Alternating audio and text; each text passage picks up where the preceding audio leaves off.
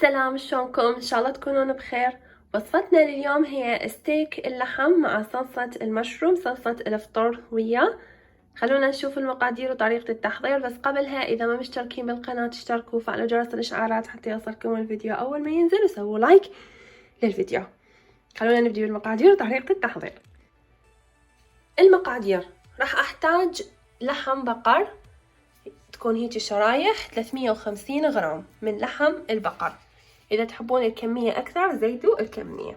حتى أتبل اللحم راح أحتاج زيت زيتون وصويا صوص وخل أبيض. إذا ما متوفر عندكم الخل الأبيض استخدموا أي خل يعجبكم، وزيت الزيتون هم تقدرون تستبدلون عنه بزيت النباتي. البهارات اللي راح استخدمها هي نفس البهارات راح استخدمها للحم، وهي نفس البهارات راح استخدمها لصلصة المشروم. البهارات هي فلفل أسود، ثوم باودر، وبهار مشكل، وملح طبعا. أوكي.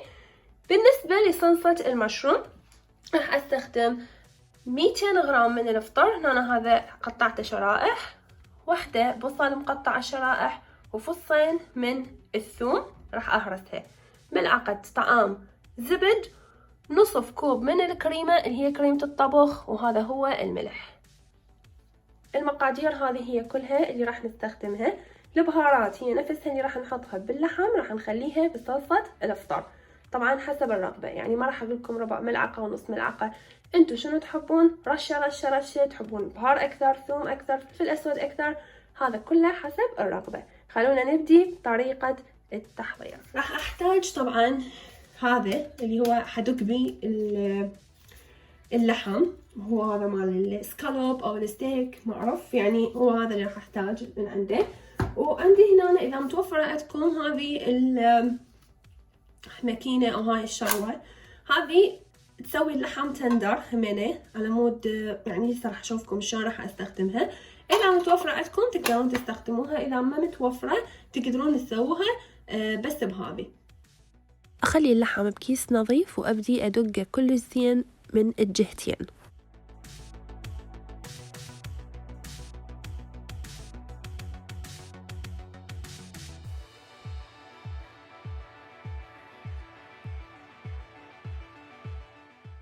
ظلوا دقوا بي إلى أن تصير هيجي عندكم اللحمة بهذا الشكل. خليت هنا أنا تقريبا نص ملعقة كوب من كل البهارات اللي استخدمتها، وخليت ملعقتين طعام من زيت الزيتون والخل الأبيض والصويا صوص، خبطتهم كلهم سوا وحخليهم على اللحم.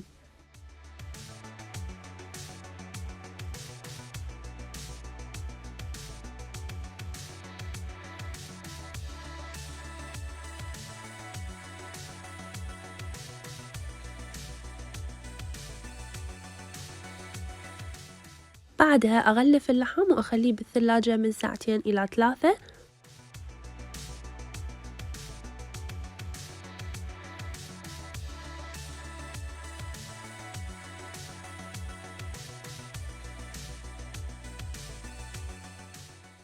أبدأ هسه بتحضير صلصة المشروم. راح أقلي البصل وأنتظره إلى أن يصير بهذا اللون، أذب عليه الثوم وأحمسهم سوا، وبعدها راح أخلي الفطر.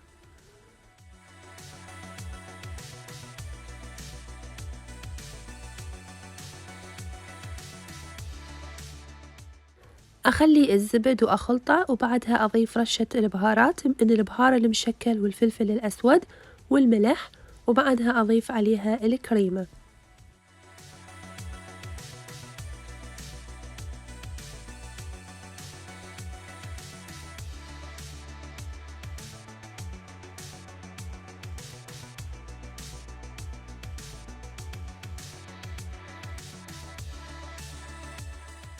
أظل أحرك الكريمة شوية على نار متوسطة، وبعدها بس تبدي تسخن أرفعها من على النار.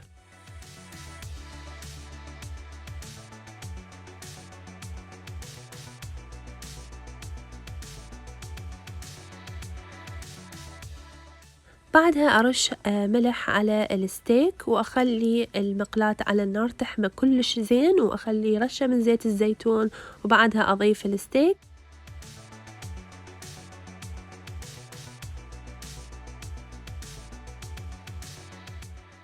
أظل أراقب اللحم وأقلبهم على الجهتين إلى أن يستوي اللحم. ستيك صار جاهز ويا صلصة الفطر، قدمته ويا شوية من الفينجر تشيبس. أتمنى يا ربي يكون عجبكم. شكرا لكم ولحسن متابعتكم، واشتركوا بالقناة إذا بعدكم مشتركين، ولا تنسون تدعموني باللايك، فعلوا الجرس حتى يوصلكم الفيديو أول ما ينزل. شكرا لكم، مع السلامة.